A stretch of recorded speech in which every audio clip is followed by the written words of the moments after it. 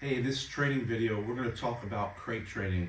Previously, we talked about how to set up the crate, why we crate train, primarily it's for potty training, but it's also good when we have a young dog, say a 4-month-old dog, or even an older senior dog, senior being a year older, that maybe we recently rescued and we don't want to leave them home alone and get into any kind of trouble. So I'm going to show you with Bella, my assistant today, on how to crate train your dog. So to get him into, she knows I have treats here.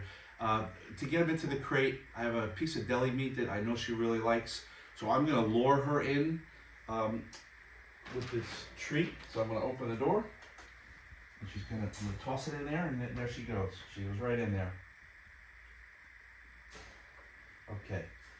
So now she's in there, but your dog doesn't want to stay. They're bored. What are we going to do? What we don't want to do is to take a tennis ball or a plush toy and leave that in there for them. Primarily, the plush toys with the little squeaky mechanism inside of it, if your dog is prone, especially if they're young, to kind of tear that up, if they ingest that squeaky part of the toy, you've got a huge vet bill on your hand and possible fatal situation for your dog if there's some sort of blockage. So I don't like to leave them in there while the dogs are unsupervised, especially if I'm going to go to the grocery store and I need to make sure that my dog is safe. But as part of the training, I want to make sure that I include something in there that's safe, long-lasting, and reinforcing. So a toy to chew on. If I just took this ball and I'm going to toss this in for Bella. Here you go, Bella. She's going to smell it. She paid no attention to it at all. But we want something that's safe, long-lasting, and reinforcing. What are those things? I just dropped a bully stick in there. So she's got a bully stick, and I know that's going to keep her busy for a while. It should last about 20 minutes. And so what we want to do, folks, is we want to keep our dogs occupied with something so that they're not pawing at the door to get out, or they're not barking to get out. I'm going to do something else. This is called the yak stick. I really like these. I got them on Amazon. I'm sure they have them at Petco and PetSmart. I'm going to throw this in there and see what she does.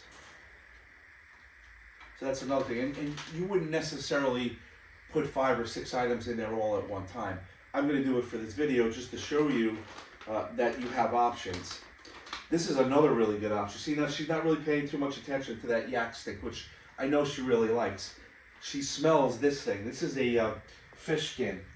I got this at a local seafood store. It's great for joints and coats. No artificial, no hormones, no additives, no preservatives. This thing stinks like crazy, but it's very safe. It is very reinforcing, but it's not long lasting. She could probably get through this in 5 minutes. So anything that's long lasting, I would say, is 20 to 25 minutes. But I'm going to just take this and I'm going to toss this in here. And so the idea is when they're in their crate and they have something like this that they can stay occupied with, they're not going to, I don't want to say annoy us, but yeah, kind of annoy us to get out.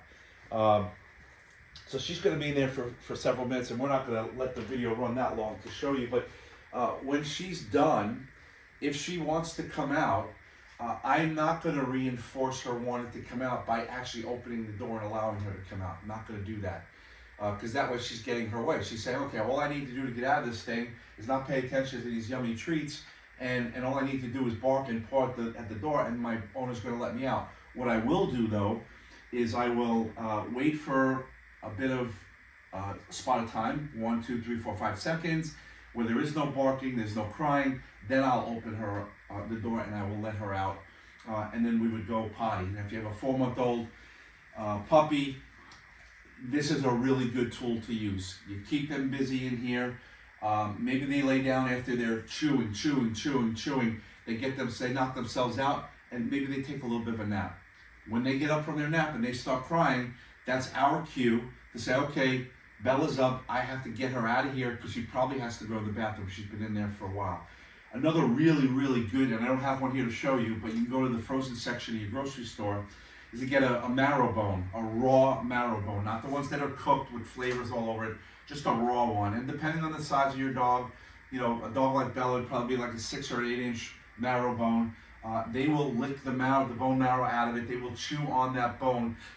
Because the bone is not treated and because it's raw, it will last forever. Very, very rarely do they break. Very, very rarely. What you can also do, which I don't have here, I actually set it up, I forgot to bring it over here, is a Kong. You could take, if your dog eats 3 cups a day, and you feed them a cup and a half twice a day, who's to say that they have to eat out of their bowl all in one sitting if you're going to feed them twice? Why can't we give them half of their bowl in the morning, right? So if it's a cup and a half, why don't we give them 1 cup in the morning? We take the other half a cup, we stuff it in our Kong. It's wet, right? So we want to wet it. We stick it in the Kong, and then we put it in the freezer. And then later on in the afternoon, when we're going to be busy, maybe cleaning the house, maybe running errands, or we have to leave the dog by themselves, we take that Kong and we let them work for their food. Again, safe, reinforcing, and long-lasting. That frozen Kong filled with food is going to last a long time. So you can see she's still on that fish skin, so it's a couple of minutes into this. But that is what we want to do in order to get them to stay in the crate and to associate the crate with something that is really good. The other thing we can do is we want to feed them in their crate. So we can do that too in the morning. Instead of giving their food out there, bring the 1 cup in that we're going to start with and put it in the crate and start their day with that 1 cup, and then we reinforce throughout the day with the crate training. So that's it. That's crate training. That's how we get them in. We lure them in with something high value.